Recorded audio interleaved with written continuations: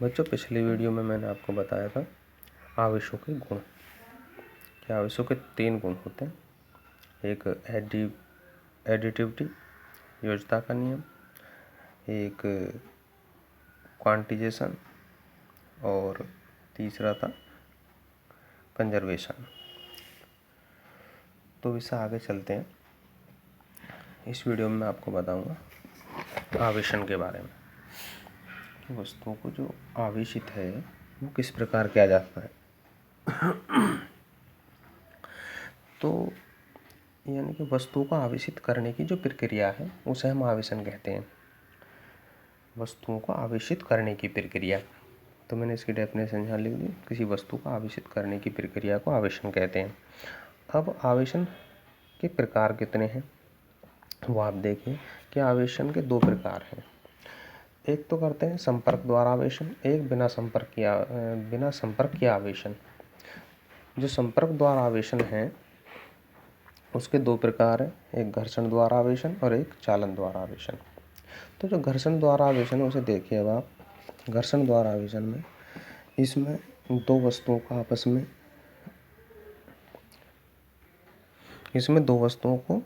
आपस में रगड़ते हैं। जैसे मान ली 2 वस्तुएं हैं और इन्हें आपस में रगड़िए और फिर इन्हें अलग रख दीजिए। तो हम क्या देखते हैं कि एक वस्तु के इलेक्ट्रॉन दूसरे वस्तु में स्थानांतरित हो जाते हैं। या तो इसके इलेक्ट्रॉन इसमें चले जाएंगे या इसके इलेक्ट्रॉन इसमें चले जाएंगे। तो जिस वस्तु के इलेक्ट्रॉन जाते हैं, यानी कि जो वस्तु इलेक्ट्रॉन त्यागती है वो उस पर प्लस आवेश, और जो वस्तु इलेक्ट्रॉन ग्रहण करती है उस पर ऋण आवेश आ जाता है। तो ये इसकी थ्योरी मैंने आपको यहाँ लिख दी। इसमें 2 वस्तुओं को आपस में रगड़ते हैं। रगड़ने से एक वस्तु के इलेक्ट्रॉन एक वस्तु से दूसरी वस्तु में इलेक्ट्रॉनों का स्थानांतरण होता है। जो वस्तु इलेक्ट्रॉन त्यागती है उस पर धनावेश, जो ग्रहण करती है उस पर ऋण आवेश आ जाता है। एक बात और याद रखने की इसमें कि ये जो आवेशन की जो प्रक्रिया है, घर्षण द्वारा जो आवेशन है, इस पर दोनों वस्तुओं पर बराबर आवेश आएगा, लेकिन उनकी प्रकृति विपरीत होगी। जैसे इस पर जितना प्लस आवेश आएगा उतना इस पर माइनस आवेश आएगा। तो ये बात मैंने आपको यहाँ नोट करा दी। इस प्रक्रिया में दोनों वस्तुओं पर एक समान परिमाण का विपरीत आवेश होता है। आगे बात समझ में। तो जो घर्षण द्वारा आवेशन है वो ये आपका ये है। दूसरा प्रकार का चालन द्वारा आवेशन। तो चालन द्वारा आवेशन है, इसमें देखिए, इसमें एक वस्तु होती है अनावेशित और दूसरी वस्तु होती है आवेशित। तो जो अनावेशित वस्तु है ये आपको आवेशित करनी है। तो इसके लिए क्या करते हैं कि आवेशित वस्तु को इसके संपर्क में लाते हैं। अभी जो आवेशित वस्तु है वो आपकी ऋणावेशित हो या धनावेशित, वो कोई सी भी आप ले सकते हो। तो जो दोनों वस्तुएं हैं इनको आपस में कनेक्ट कराइए। तो क्या होता है कि इसके जो हमारे पास ऋणावेशित वस्तु है इसके इलेक्ट्रॉन इसमें चले जाते हैं, इसके इलेक्ट्रॉन इसमें चले जाते हैं। जब इसमें इलेक्ट्रॉनों की अधिकता हो जाएगी तो यह वस्तु हमारी ऋणावेशित हो जाती है। अब यहाँ से एक बात और कि जब हम इन दोनों को कनेक्ट कर रहे हैं आपस में, तो इसके आवेश इसमें क्यों नहीं जाते, इसके ही आवेश इसमें क्यों जाते हैं। तो इसमें देखियो, ये जो हमारी हम अनावेशित वस्तु थी इसमें प्लस माइनस यानी कि जितना धनावेश है उतना ही ऋणावेश है। इसमें केवल हमारे पास में ऋणावेश है। तो जब एक ही चार्ज हो, एक ही प्रकृति का चार्ज हो, या प्लस प्लस हो या माइनस माइनस हो, तो वो एक दूसरे को प्रतिकर्षित करते हैं। तो इस प्रतिकर्षण के कारण इलेक्ट्रॉन इसमें चले जाते हैं। प्रतिकर्षण के कारण इलेक्ट्रॉन इसमें चले जाते हैं। आगे बात समझ में।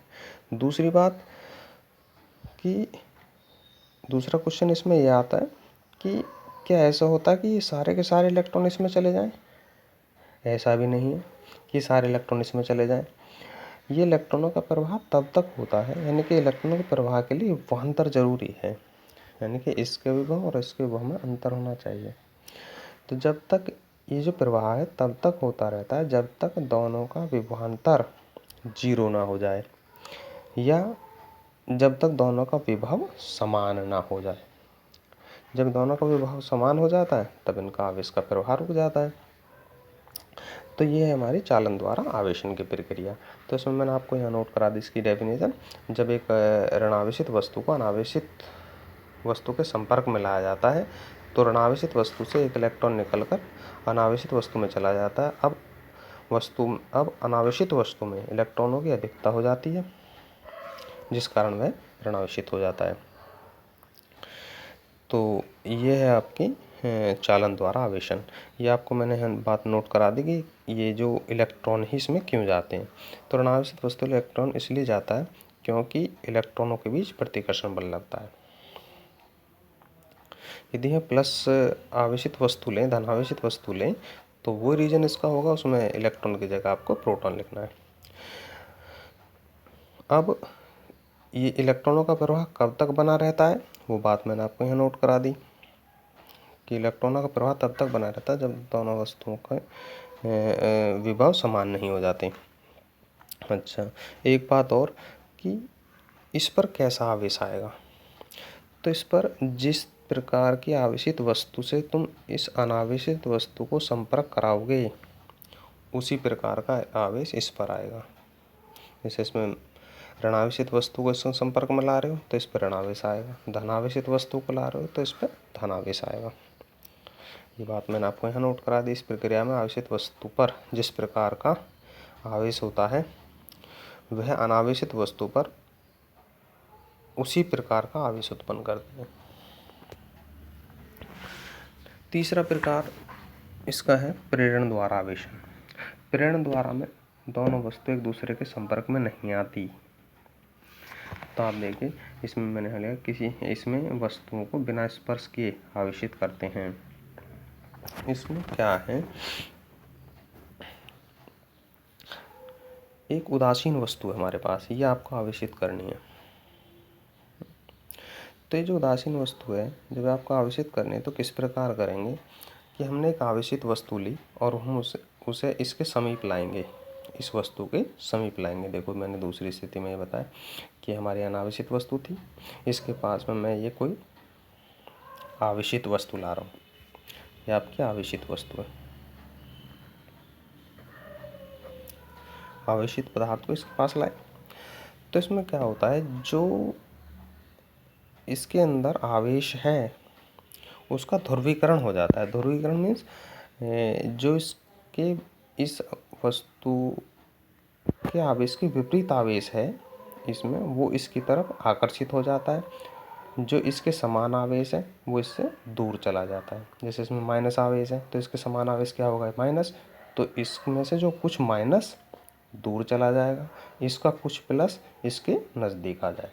तो ये जो प्लस आवेश है ये इसके साथ बंधा हुआ है, तो इसे हम बद्ध आवेश कहेंगे।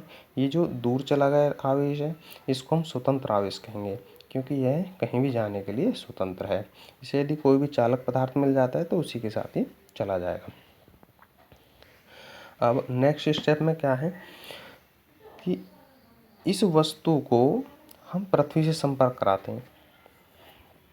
इसका संपर्क किससे कर दिया, पृथ्वी से ही कर दिया, जोड़ दिया।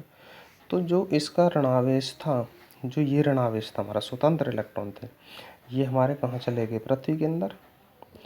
अब नेक्स्ट स्टेप में क्या करोगे, इस पृथ्वी के साथ जो इसका संपर्क है इसे हटा दो, इस संपर्क को ख़त्म कर दो। ख़त्म करने के बाद इसे हटा दो। तो जब इसे हटा दोगे और इसे वस्तु को हटा दोगे तो इसमें क्या बचेगा, धनावेश की अधिकता। तो यह वस्तु क्या हो जाएगी हमारी, आवेशित अर्थात धनावेशित। तो अब इसमें ये जो प्रक्रिया है इसमें आप क्या देखोगे, प्रेरण के द्वारा जो प्रक्रिया हुई है हमारी, उसमें हम इसके पास कौन सी वस्तु ला रहे हैं, ऋणावेशित, और एक इस पर आवेश कैसा आता है, धनावेशित। इस पर आवेश कैसा आता है,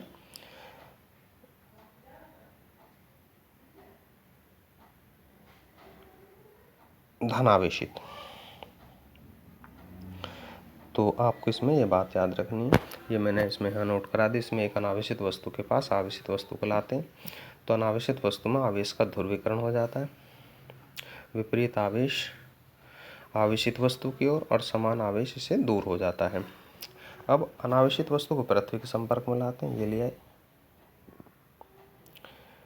जिससे इसका ऋण आवेश पृथ्वी में चला जाता है। अब पृथ्वी के संपर्क को खत्म करके आवेशित वस्तु को हटा देते हैं, देखते हैं उदासीन वस्तु धनावेशित अधिकता होने के कारण वह धनावेशित हो जाती है। अच्छा, एक बात और यहाँ क्वेश्चन है कि पृथ्वी के संपर्क और वस्तु आवेशित वस्तु इनमें से कौन से को पहले हटाएं। तो यदि मान लिया मैं इस वस्तु को पहले हटा देता हूँ, तो जब इससे तुम पहले हटा दोगे तो इसमें धनावेश की दिखता तो है, तो जब धनावेश की दिखता है इसमें से इलेक्ट्रॉन निकलकर वापस वस्तु में आ जाएंगे, तो वस्तु पहले जैसी हो जाएगी। इसलिए क्या करते हैं, पहले पृथ्वी से इसका संपर्क हटाते हैं, पृथ्वी से इसका संपर्क हटाते हैं, उसके बाद वस्तु हटाते हैं। ठीक है, यह आपका प्रेरण द्वारा आवेशन हो गया। तो नेक्स्ट पॉइंट में देखिए आपका इसका थोड़ा एक ये है आपकी विद्युतीकरण का इलेक्ट्रॉनिक सिद्धांत। तो विद्युतीकरण का जो इलेक्ट्रॉनिक सिद्धांत है, इस सिद्धांत के अनुसार प्रत्येक पदार्थ जो है वो हमारा परमाणु से मिलकर बना है। यह आपने पिछली कक्षा में पढ़ा होगा, खूब केमिस्ट्री में, रसायन विज्ञान में खूब पढ़ा होगा कि जो कोई भी पदार्थ है वो हमारा परमाणुओं से मिलकर बना है। और परमाणुओं में क्या होता है, परमाणुओं में एक धनावेशित नाभिक और उसके चारों तरफ इलेक्ट्रॉनों का घूर्णन, यही तो होता है। तो वही बात इसमें लिखनी है सारी की सारी कि प्रत्येक पदार्थ परमाणु से मिलकर बना, परमाणु के बीच धनावेशित नाभिक होता है। अब नाभिक में कैसा आवेश होता है, धनावेश। तो नाभिक के धनावेश की संख्या के समान ऋणावेशित इलेक्ट्रॉन नाभिक के चारों ओर घूमते रहते हैं, यानी कि जितना आवेश इस नाभिक पर होता है उतने ही आवेश के इलेक्ट्रॉन इसके चारों तरफ कक्षाओं में घूमते रहते हैं। तो परमाणु को जो कुल आवेश है वो कैसा होता है, शून्य।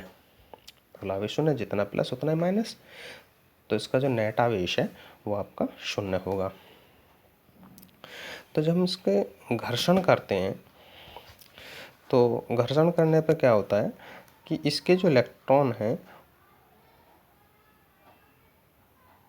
इसमें घर्षण के कारण इलेक्ट्रॉन या तो परमाणु में अधिक हो जाते हैं या उनकी कमी हो जाती है।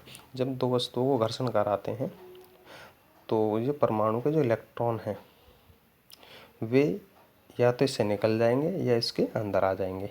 तो यानी कि या तो इसमें इलेक्ट्रॉनों की अधिकता होगी या इसमें इलेक्ट्रॉनों की कमी होगी। यदि इसमें इलेक्ट्रॉनों की अधिकता हो जाएगी तो परमाणु कैसा हो जाएगा, ये ऋणावेशित। यदि इसमें से बाहर निकल के कमी होगी तो परमाणु कैसा हो जाएगा, ये धनावेशित। तो इसमें जो धनावेशित होना या ऋणावेशित होना किस पर डिपेंड कर रहा है, कौन उत्तरदायी है, केवल इलेक्ट्रॉन। प्रोटॉन क्यों नहीं है, क्योंकि प्रोटॉन इससे अधिक भारी हैं। प्रोटॉन जो हैं इलेक्ट्रॉनों से अधिक भारी हैं, यानी कि 1837 गुना भारी हैं इससे। तो ये बातें सब मैंने यहाँ नोट कर दी हैं, इन्हें आप नोट कर लीजिए। तो ये लिखा है मैंने, देखो, केवल और केवल इलेक्ट्रॉन ही विद्युतीकरण के लिए उत्तरदायी हैं, क्योंकि प्रोटॉन का द्रव्यमान इलेक्ट्रॉन के द्रव्यमान का 1837 गुना भारी होता है, इसलिए प्रोटॉन उत्तरदायी नहीं होता। नेक्स्ट आपका है द्रव्यमान और आवेश में संबंध। ये क्या है, जैसे कोई वस्तु आपने ऋण आवेशित कर दी तो इसका मतलब क्या हुआ, उस पर इलेक्ट्रॉनों की अधिकता होगी। जब उस पर इलेक्ट्रॉनों की अधिकता होगी तो उसका द्रव्यमान बढ़ जाएगा। यदि आप उसमें किसी वस्तु को धनावेशित कर रहे हो तो इसका मतलब क्या हुआ, उसमें इलेक्ट्रॉनों की कमी होगी, आप इलेक्ट्रॉन निकालोगे तो उसका द्रव्यमान कम हो जाएगा। तो ये बात मैंने आपको नोट करा है, ऋणावेशित वस्तु का द्रव्यमान बढ़ जाता है क्योंकि उसमें इलेक्ट्रॉन आ जाते हैं। धनावेशित पदार्थ का द्रव्यमान कम हो जाता है क्योंकि इसमें इलेक्ट्रॉन निकल जाते हैं। आगे बात समझ में, आप इन्हें नोट कर लो, इस पर क्वेश्चन आते हैं आपके। नेक्स्ट आपका आवेश का मात्रक। तो आवेश का मात्रक एक एसआई पद्धति में देखें, एसआई पद्धति में आप आवेश का जो मात्रक है वो है कूलाम, या आप बोलोगे एम्पियर सेकेंड। ठीक है। सीजीएस पद्धति में इसका मात्रक होता है स्टेट कूलाम। और कूलाम में और स्टेट कूलाम में आपका संबंध मैंने यहाँ नीचे लिख दिया, 1 कूलाम बराबर 3 × 10⁹ स्टेट कूलाम होता है। तीसरा मात्रक है इसका विद्युत चुंबकीय मात्रक, जिसे EMU बोलते हैं। EMU electromagnetic unit, EMU। तो कूलाम में और EMU में जो संबंध होता है वही आपका ये 1 कूलाम बराबर 1/10 EMU। तो इस वीडियो में आपका और देख लें थोड़ा, एक ये है आपका आवेश जो है अदिश राशि है, इसे याद रखोगे आप। इसमें परिमाण केवल परिमाण होता है, इसमें दिशा की आवश्यकता नहीं होती। एक ये आपका आवेश जो है वो वेग के साथ नहीं बदलता। जैसे द्रव्यमान है, द्रव्यमान वेग के साथ बदलता रहता है। जैसे किसी वस्तु का आप तेज़ी से चलाओ, जितना आप वेग बढ़ाते चले जाओगे उसके द्रव्यमान में परिवर्तन होता चला जाएगा। वेग जो है वो द्रव्यमान के साथ वेग के साथ नहीं बदलता। तो इसे याद रखोगे आप।